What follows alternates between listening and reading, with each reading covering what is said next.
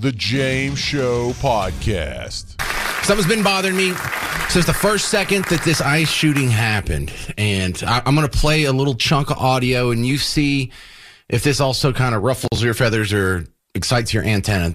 This is a local NBC affiliate out of Iowa. 37-year-old Renee Nicole Macklin Good was a U.S. citizen born in Colorado and a mother of three. In social media accounts, she described herself as a poet, writer, wife, and mom. Hours after the shooting, hundreds gathered for a protest and vigil nearby. Trump administration officials painted Macklin Good as a domestic terrorist who had attempted to ram federal officials with her vehicle. All right, we can stop it right there. So they start off, first thing they tell you, she's a citizen. Because whenever you hear about ICE shooting someone, you have a tendency not to care much because it's like, well, they shouldn't have been here. No, she's a citizen. She's from Colorado. She's a wife, a mother, and according to her Facebook page, a poet and a writer. Okay, what does that have to do with anything? You're telling me two of her hobbies? Is that her job? And then they said hundreds gathered for her vigil. Oh, so the whole world. And, you know, in Iowa, getting 100 people to go anywhere besides a football game's probably a pretty rare event. Wow, hundreds of people already have fallen in love with her and are supporting her cause. And so it is only then, after a heavy dose, a triple dose right there of propaganda, do they tell you what Trump said about it or what the facts are around the case. But I want to focus on one thing because you may think that doesn't bother me. It really is everything. She's a poet. First, who the hell's occupation is a poet? Is anybody a poet? There's like Shel Silverstein and Maya Angelou, and you don't know another one that's still alive, do you? You don't have any friends that are poets? For 99.9% of the people who do dabble in poetry, it's not their job. So if you are a poet or if she was a paid poet, I may be proven wrong. But it's pretty safe to say that's probably not her job. And that's what you're described at in the news. If I got pulled over for a DWI tomorrow in the news, you'd hear, a local talk radio host pulled over for DWI, swerving on the LBJ. Right? It's included in everything. Well, there's a local dentist accused of rape. Football star gets in a fight at the Zha Zha Hotel. Right? But in this one, we don't get to know her occupation. Does she not have an occupation? Or is her occupation harassing ICE agents? And if we told you the truth about who she really was, that might not help our narrative there. But look, this is like the Abrego Garcia dude last year. Remember the El Salvadorian guy being called a Maryland father?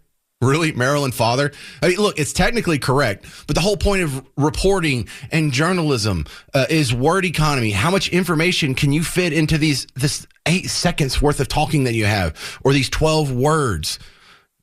Calling her a poet is an absolute waste of that. You could call her a political activist. That wouldn't have helped the narrative. You could have called her an agitator. Wouldn't have helped the narrative. But just like Abrego Garcia was a Maryland father instead of a human trafficking Tren de Aragua member or whatever gang member he was in. Sometimes they tell you this the guy's job because it does pertain to the story. Sometimes they tell you the hobby because it pertains to the story. A local woodworker starts fire. Does poetry have anything to do with this story? Think about it, because you hear this in the news all the time. Joe the plumber, the Cinnabon worker, Officer Richardson. So what's her job? Why do they leave it out? What if her job really was to harass ICE officers? I don't know if it was. But really, I'm not sure if it's better or worse that this was her paid job or if this was her hobby that she felt so strongly about. She did it even without compensation. All right. I think I can explain why this is a big deal to everyone who's a parent, at least. If you're a lady, put on your mom hat. If you're a dude, put on your dad hat. Put yourself in her situation. You have a 6-year-old whose dad dies. You're the only thing she has left in the world. She is depending solely on you. This is what you do with your life? This is your chosen profession? Or your chosen evil little hobby? Yes, I'm going to harass law enforcement officers enforcing the laws as they're written. But does Renee Good's poetry hobby have anything to do with the story? Of course not, but it paints her as a likable, sympathetic figure. Is that her only hobby? Does she have other hobbies? Or is that just the one that shines a pretty little light on her? Why not mention her political activism? Why not mention that she was part of groups that made it their business to go harass ICE on a regular basis? That kind of fits in with the story, don't you think? It's very relevant to the story. So you just go straight to poetry. Skip over all that. Go straight to poetry. Now, here's the other part, and this, I'm not trying to tug at your heartstrings or whatever, but this is just how I feel as a dad. Imagine that kid. There's a 6-year-old kid last week who was sitting at school while all this was going on, like any other day, not knowing her mom and her partner were out there playing street hero games on behalf of criminals, of all people. Tracking them down, harassing them all day, following them around town, blocking the street, calling them fat, recording them, mocking them, not listening to them. Wait until you get up to your car, and then you try and pull away. Ah, gotcha, suckers. They're playing a very dangerous game. But these are the two adults responsible for that 6-year-old girl that was sitting in class when this was happening in the middle of a work week. And this mom, I don't know what was in her heart. I don't know what was in her head, but she wasn't thinking about her kids when she was doing this. She wasn't thinking, well, what if I get arrested? Who's going to pick my babies up? What if I get hurt? Who's going to raise them? What if I die? They have nobody. What was first on her mind? Protecting criminals. Interfering with law enforcement officers. She thought about the camera. She thought about the crowd. Her wife. Get out. Go film this. We'll be famous. People will think good of us. This will look good for us. This will be awesome. She thought about the moment. She thought she was doing what heroes do. But there is no amount of evidence, money, tears on TV. There's no new spin that can make that make sense as a parent. As a father, nothing about that action makes sense. Because at a minimum, her actions could get her arrested. That's the least amount of trouble she could get into. She still chose it. She chose the chaos. She chose lawlessness. She chose to advocate for criminal strangers over her own child. 800-288-9227, 800-288-9227. You go back 20, 30 years, Democrats didn't believe this. She got talked into believing this. She was trained to believe this. She was coerced. She was propagandized. And the people who talked her into it deserve quite a bit of blame, but they're not going to get it, are they? We go back to the Obama administration. And this is solely to put a bunch of things in context that I'm going to play after this for about the next hour here, but I've got to get this out of the way now. Barack Obama was down with deportations. And when he did it, he said, yeah, everyone agrees on deportations, right? This is from when he was president. Just, how long ago is that now? 10 years ago? 15 years ago? This cuts from 14 years ago. Or, I'm sorry, 16 years ago. If you're a criminal, you'll be deported. If you plan to enter the U.S. illegally, your chances of getting caught and sent back just went up. The actions I'm taking are not only lawful, they're the kinds of actions taken by every single Republican president and every single Democratic president for the past half century. Now, remember, he was deporting 5 million people in the middle of this. Over 1,000 a day was his pace. Renee Good block any ICE vehicles then? Any protests? Did Jake Tapper or anybody else say this is what the Gestapo is, Nazis? Or did they all agree with him that this is the most normal thing in the world? That the very important part of that is not only that he's doing it, deportations, ramping them up, separating families. He even said it's the most normal. So everyone's agreed on this for the last 50 years. Well, here we are like 16 years later. So last 66, I don't know, maybe 67 years. I did the thing. Look. No, it's the most normal thing in the world. Now it's Gestapo. Now I don't even know what country I'm living in. I'll play Mark Ruffalo in a bit for that one. But again, this was Obama. He did an interview with Telemundo. Now, he doesn't speak Spanish, so the whole thing's in English. But this is where he specifically talked about splitting up families. Last time we spoke, you said that you weren't king, you were president. There were only certain things you could do unilaterally. As time goes on, 1,000 deportations on average a day. People are wondering, and our Twitter feeds and Facebook feeds, that's the question everybody asks. Won't you at least consider unilaterally freezing deportations for the parents of deferred action kids? Yeah. Here's the problem that I have. By the way, they say deferred action kids. The average age of a DACA recipient was about 29 or 30, somewhere in that neighborhood, depending on the year. So when we're talking about the parents of DACA recipients, we're talking about people in their 50s, 60s. Jose, and I've said this consistently. my job in the executive branch is supposed to be to carry out the laws that are passed. Congress has said, here's the law when it comes to those who are undocumented, and they allocate a whole bunch of money for enforcement. And what I have been able to do is to make a legal argument that I think is absolutely right, which is that given the resources we have, we can't do everything that Congress has asked us to do. What we can do is then carve out the DREAM Act folks, saying young people who have basically grown up here are Americans that we should welcome. We're not going to have them operate under a cloud, under a shadow. But if we start broadening that, then essentially I would be ignoring the law in a way that I think would be very difficult to defend legally. So that's not an option.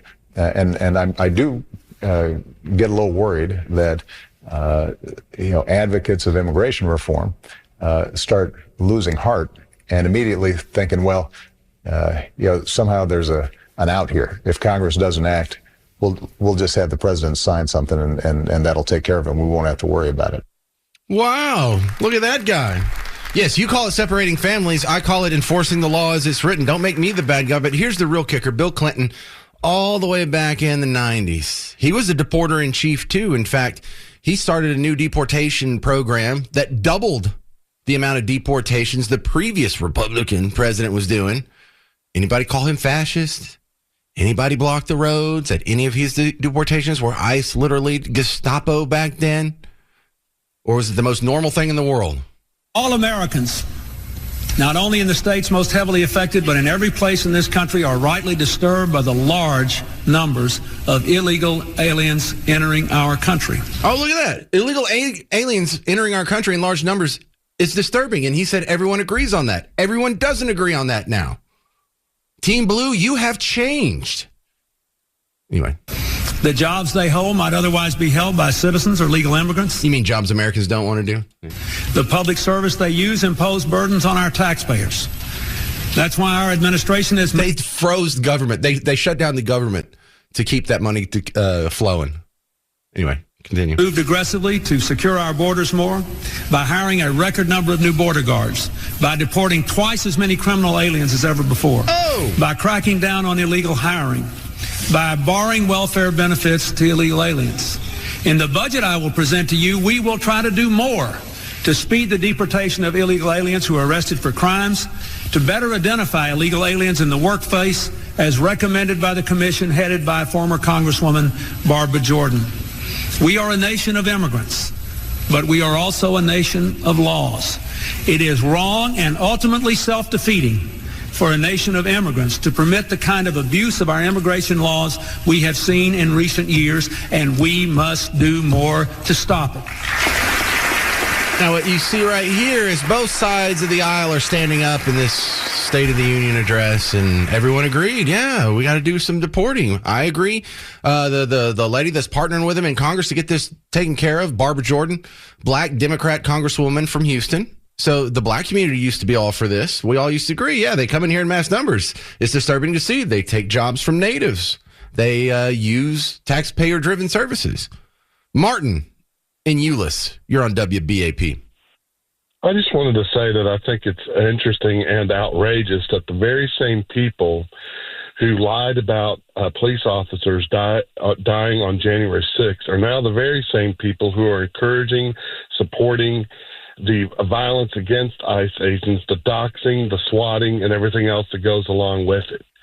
It is unbelievable what these people are doing. And the reason why people are getting hurt, as you said, is because they've been indoctrinated. They've been getting talked into doing these things. This woman did not follow the law. If you've watched the videos, she was commanded to get out of the car, and she attempted to run over this police officer. Now, all of a sudden, when we have it on videotape, when we can actually see it, and when there's actually truth behind it that a police officer got hurt, now all of a sudden it's the ICE agents who are Nazis and everything else goes along with it. It is outrageous, and if the Democrat Party had the ability to be ashamed of themselves, they ought to be. Well, they almost gave themselves whiplash because January 6th, the Team Blue narrative, front to back, coast to coast, for the whole 24 hours of the day was respecting police officers is paramount. Injuring police officers and not listening to their lawful commands and breaking the law is the worst thing you could possibly do. And then the next day, the Minneapolis shooting happened. And all of a sudden, ICE officers are evil again. The police officers fighting law enforcement is not only okay, they're defending the woman fighting law enforcement. It's literally their job. And now they're protesting in favor of. Yeah, you're right. The double standard is just way out there, isn't it, Martin? Yes, sir. Well, keep listening because of those clips that I just played you, the 2 from Obama and the 2 from Clinton. I want you to remember those coming up in the next segment and the segment after that, because I'm going to play some audio from this weekend that's going to contradict those. And these people are going to say, like, this has never been heard of before. This is so wild. This is new. This is different. I've always been like a reasonable guy in favor of law enforcement, but this is different. No, it's not. You're different. We are doing the same thing that your team was saying back in the 90s when everyone agreed on it, even in the 2000s when everyone agreed on it. And somewhere you got your mind changed and you happen to be able to just erase the part and forget that this used to be your policy preference. And I think that's what we find most frustrating. If you're just joining us, I was playing in the last segment some clips of Obama, 2 clips from Obama, 1 from Clinton in the 90s, where they were talking about how they're ramping up deportations. They're deporting twice as many guys as the guy before them, twice as many illegals as the person before him. They were bragging about deportations. They were bragging about, well, look, just because your kid's a DACA recipient doesn't mean you get exempted from deportation. I still have to enforce the laws as they're written. So he's splitting up families, all this. And he even said it's the most normal thing in the world that everyone's agreed to for the last 50 years. So now you're being told, not you, but the people who are upset about this and standing on the bridge over 75 yesterday. Now you're told this is Gestapo. This is what Nazis do. Remember, in the 90s, most normal thing in the world. Now, literally Hitler. Now, I find that frustrating. You find it frustrating. But what we need to get to the bottom of is how do 2 people watch the same video and come up with completely different conclusions? Well, we're both letting our biases go in there. Now, one of you is right and one of you is wrong.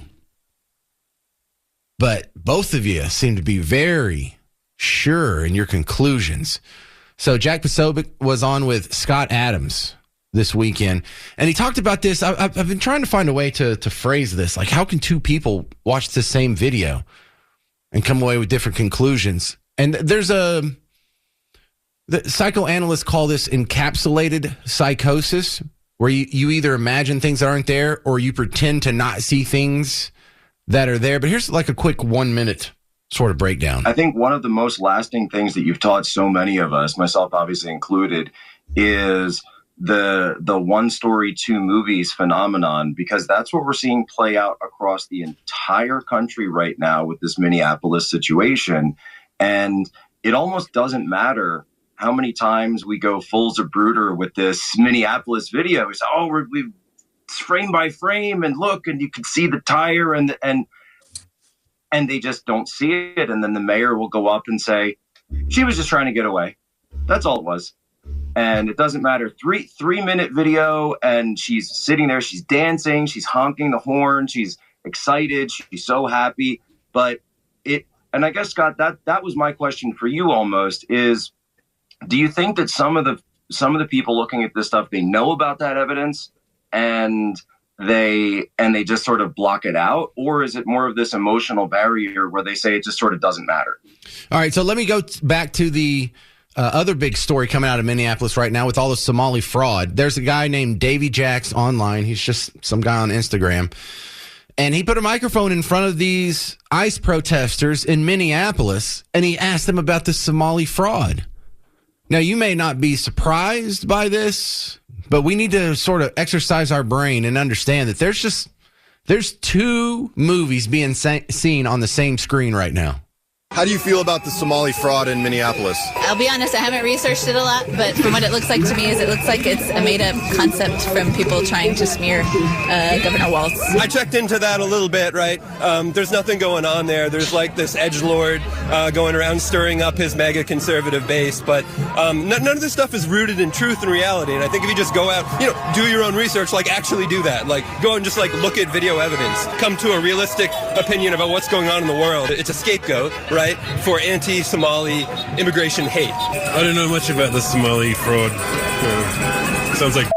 So there's a question as to whether it is a fraud. I don't know. I'm not following that real closely. So I will reserve judgment on that. I mean, I think that they were just using this as an excuse to go in there and scare people and show that they can be really powerful. I don't think it's authentic at all. Have you ever had one friend in your entire life, like before 2025, before all these stories came out, even mention Somalis? Like in America, it's like been such a non-factor. Like there's been Ilhan Omar, and I can't name a second one. No one, especially not the society as a whole, is interested in this story just so we can run down the Somali community. We're just as indifferent to their community as we are to every other group, local, native, or imported. But how can anybody watch the Nick Shirley video and be like, oh, that looks bad? There might be something there. Now, even if you wanted to be the most strident Team Blue person, if you were honest, you'd have to say that at least looks bad. I can see why people would think that there's nothing going on there. But it would be really easy to disprove it. All you got to do is go back. Or go there now. Go do it right now. What is it, a Monday? Just go to those same 30 places and tell me if they're all teaming with kids. Don't give them any heads up. Don't give them any advance notice. But people can watch that Nick Shirley video and come to drastically different conclusions. Half the country says, wow, we're being ripped off. And it's so blatant. It's amazing no one's doing anything about it. It almost looks like it's on purpose. The other side say, nothing wrong here. No gray area, but nothing wrong here. Oh, it's just an agitator. It's just a racist. Yeah, just racist. That's all. It's the only reason you would want to deport people or investigate fraud. Just racist. Really? Was Obama racist when he did it? Was Bill Clinton racist when he did it? So you got to go to the Golden Globes. I know you didn't watch it. I didn't watch it either. But you hear Mark Ruffalo. This went viral. It's only about a minute or so. But the problem is for all the people who don't keep up with the news, for all the people who, and you got to admit, less than 5% of the country has actually sat down and watched all 42 minutes of the Nick Shirley video. Most people hadn't watched all 3 minutes of the Renee Good video either. So most people out there are low information voters who don't do nearly as much research as you do. And I know that because you're listening to talk radio on a Monday afternoon. Now, let me go ahead and say I'm a fan of Mark Ruffalo and his work. His politics are terrible, but he's a great actor. I've enjoyed a lot of his stuff. But here he is. It's just about a minute. Mark, what's the pin? For Renee Nicole Good, who was murdered. We have a vice president who's lying about what's happening. We have we're in the middle of a war with Venezuela that we illegally invaded. He's telling the world that international law doesn't matter to him. The only thing that matters to him is his own morality. But the guy is a convicted felon or convicted rapist. He's a pedophile. He's the worst human being. If we're relying on this guy's morality for the most powerful country in the world, then we're all in a lot of trouble.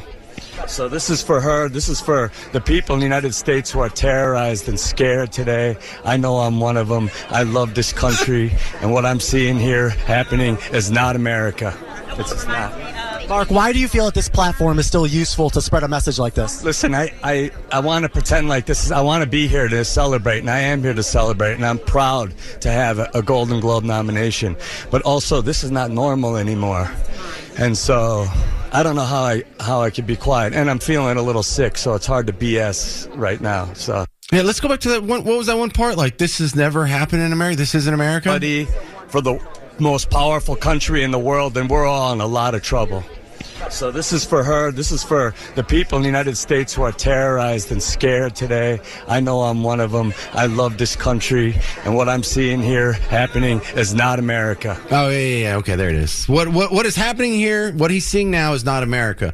Was it America when Barack Obama deported 5 million people? Was it America when Bill Clinton doubled the amount of deportations from the previous guy and said, oh, we're going to keep ramping it up, and we're going to fund even more, and yes, we're going to separate families, and yes, Was that America then?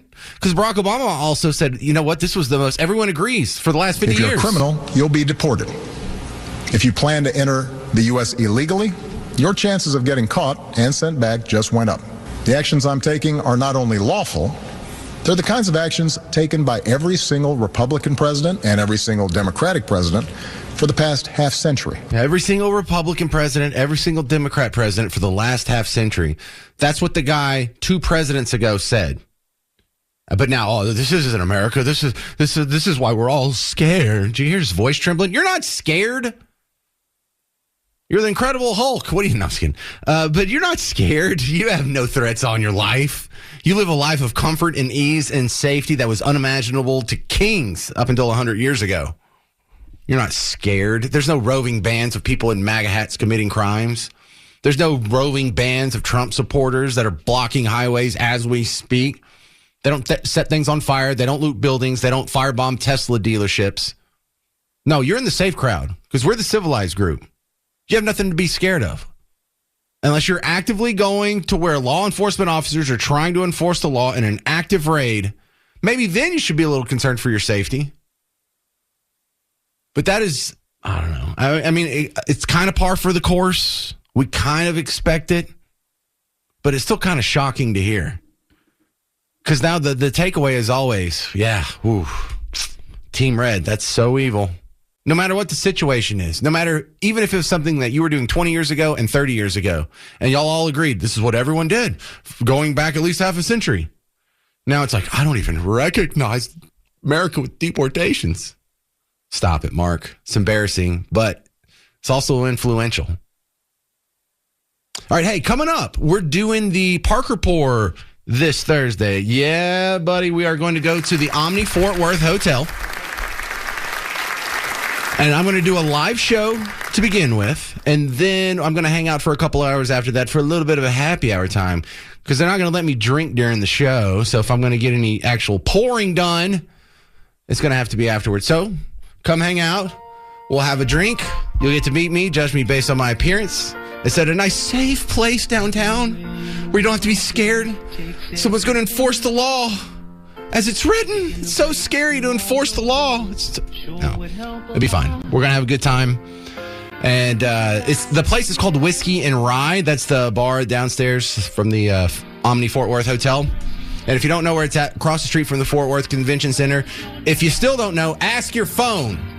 Your phone knows. Now, we plan on doing this once a month for the foreseeable future. And I think we've all nailed down the third Thursday of the month. So this will be the first one coming up in just 3 days from now. 800-288-9227, 800-288-9227. I've got some updates on the other fun Minneapolis story when it comes to the Somali fraud next on The James Show. News Talk 820, 93.3 FM, WBAP. The James Show Podcast.